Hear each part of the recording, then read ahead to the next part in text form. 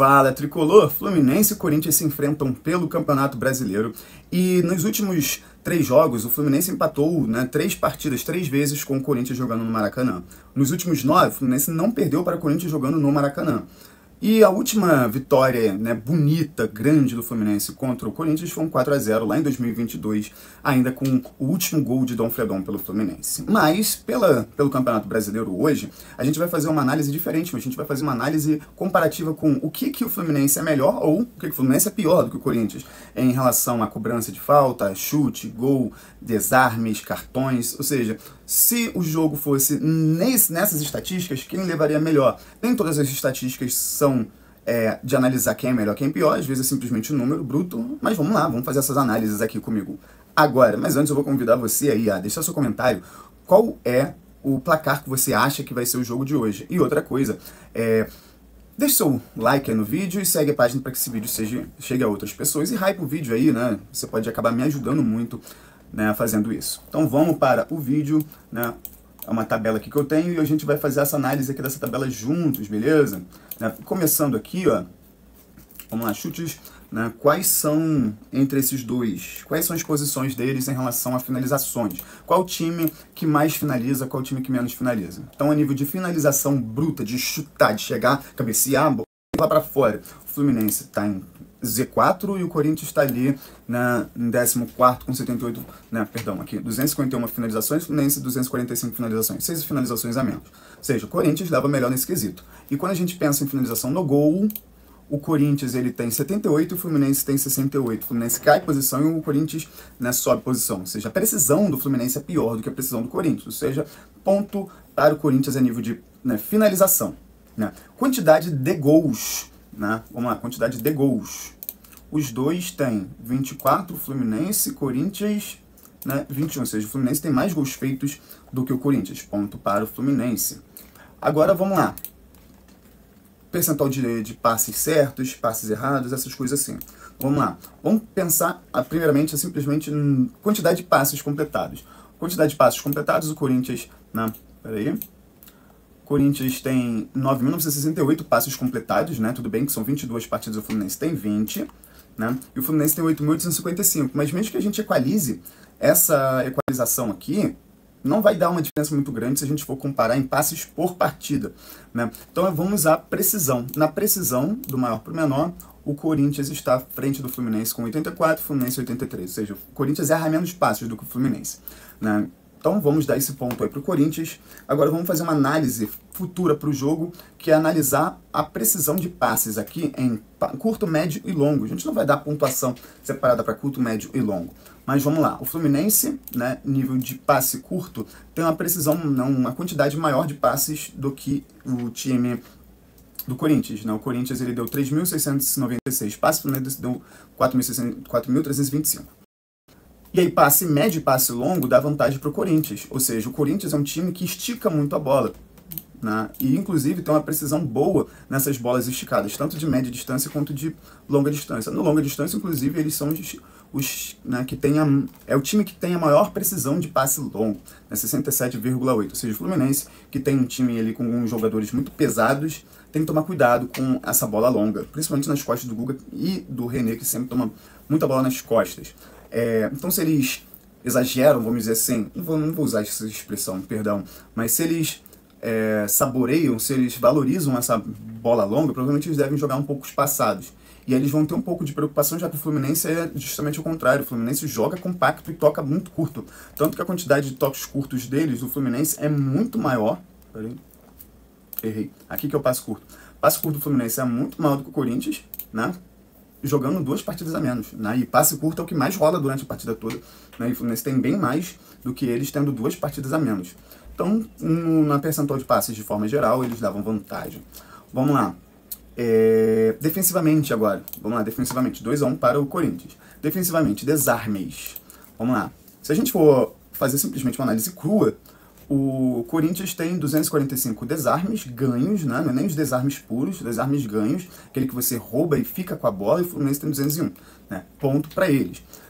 A nível de bloqueio de passe e bloqueio de chute, se a gente for juntar esses dois, né, a gente tem ali o Fluminense acima do Corinthians, 197 e o Corinthians 196, ou seja, ponto para o Fluminense, 3-2. Eles melhoraram o desarme, a gente melhora nos bloqueios.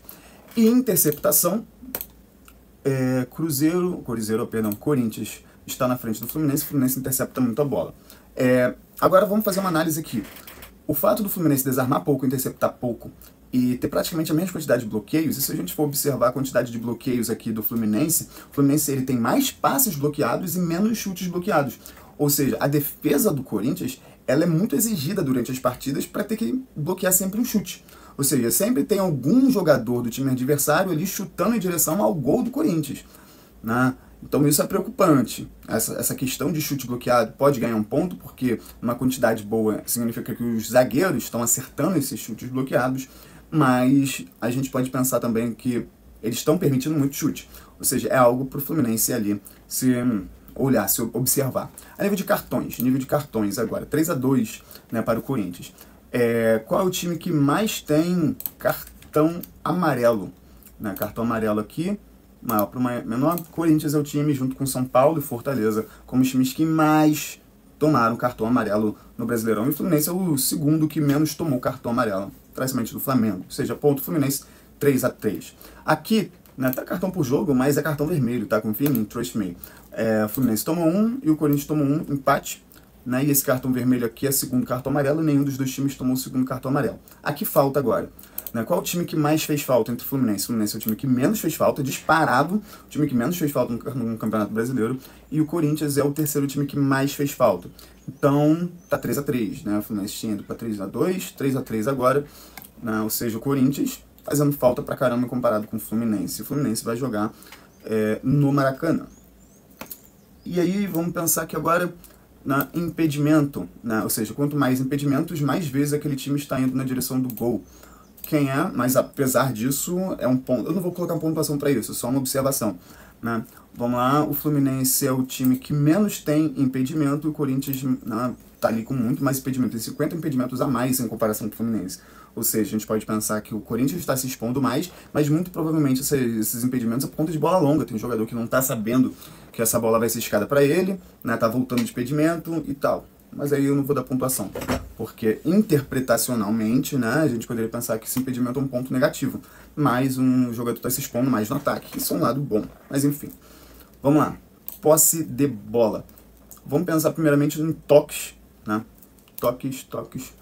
Qual é o time que mais toca na bola, Corinthians ou Fluminense? O Corinthians toca muito mais na bola, e o Fluminense está aqui em sexto lugar com 2.687.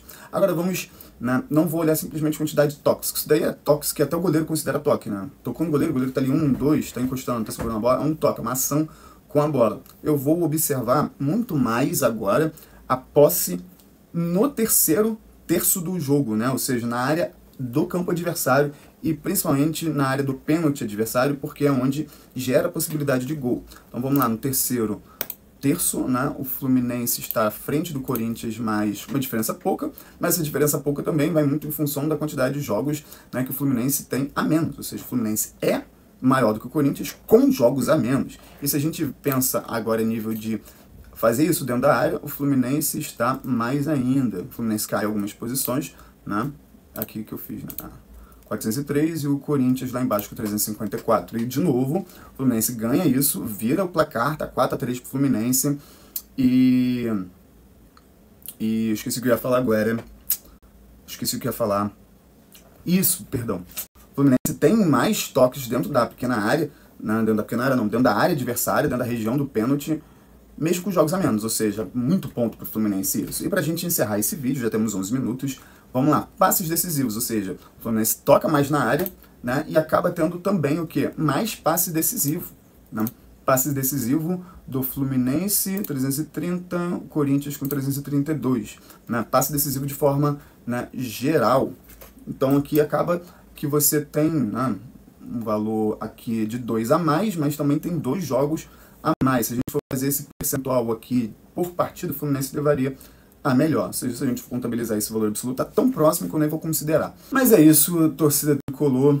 O que você achou do vídeo? Gostou? Deixe seu comentário, segue a página aí e vamos torcer para que o Fluminense ganhe mais uma partida aí pelo Campeonato Brasileiro e se aproxime mais do G8. Então o Fluminense, quer dizer, não está no G9, né, mas o Fluminense se aproxime mais da zona da Libertadores, G6, G4. Então é isso, galera. Até a próxima. Valeu, tchau, tchau.